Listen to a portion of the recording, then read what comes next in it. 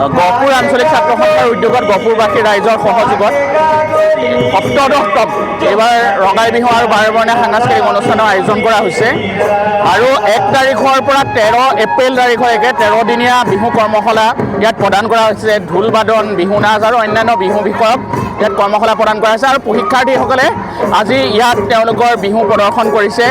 আমাৰ লক্ষ্য এটাই যে উঠি অহা প্ৰজন্মই আমাৰ এই বিহুৰ যি সংস্কৃতি, অসমীয়া জাতিৰ যি সংস্কৃতি, ৰীতি নীতি, পৰম্পৰাক যাতে প্ৰজন্মৰ পৰা প্ৰজন্মলৈকে আগবঢ়াই নিব পাৰে, তাৰ কাৰণে আমি প্ৰয়াস কৰিছোঁ।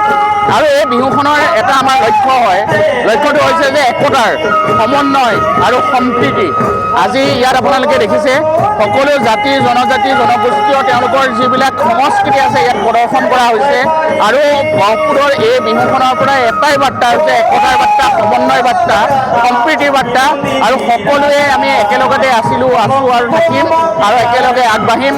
আমি আশা কৰোঁ আমি সকলোকে একেলগে আগবাঢ়ি ব'হাগৰ পৰা এটা বৃহত্তৰ অসমীয়া জাতিৰ কাৰণে এই বিহুৱে সদায় শক্তি কঢ়িয়াই আনক, এই বিহুৱে আশাৰ কঢ়িয়াই আনক, এই বিহুৱে প্ৰেৰণা কঢ়িয়াই আনক আৰু অসমৰ জাতিটো যাতে সদায় বিশ্বৰ বুকুত সগৌৰৱে জীয়াই থাকে তাৰ প্ৰয়াস কৰক, এইখিনি কামনা কৰিছোঁ। বিহু বুলি ক'লে জুবিন গাৰ্গ, তেখেতৰ নামটো সদায় আহে। আজি জুবিন দা বিহীনভাৱে আগৰ যি উৎসাহ, যি উদ্দীপনা, সেই উদ্দীপনাত ম্লান পৰিছে। কিন্তু জুবিন দাৰ প্ৰতি আমি শ্ৰদ্ধা জনাই, তেওঁৰ প্ৰতি সন্মান জনাই আৰু তেওঁৰ ন্যায়ৰ কাৰণে আজি আমি এই বিহুখনৰ পৰা আমি দাবী জনাইছোঁ। লগতে জুবিন দাই কৈ যোৱা প্ৰতিটো কথাই অসমীয়া ৰাইজে বুকুত বান্ধি লৈ অনাগত দিনত সাহসেৰে যুঁজিবলৈ শিকোৱা মানুহজনৰ কথাৰে যাতে জাতিটোৱে আগবাঢ়ে তাৰ কাৰণে আমি সকলোকে অনুৰোধ জনাইছোঁ।